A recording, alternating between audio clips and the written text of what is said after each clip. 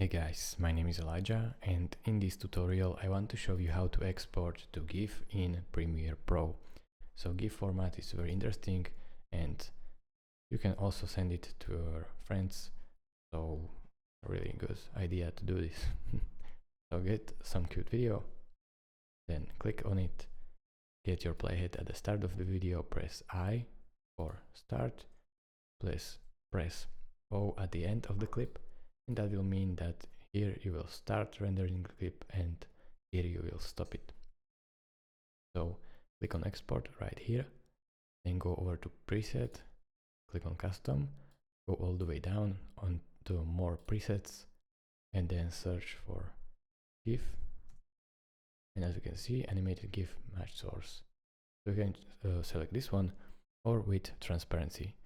In my case, I don't have transparent video in here, so I will click on this one, click OK, and now select location. I have my one selected and click on export.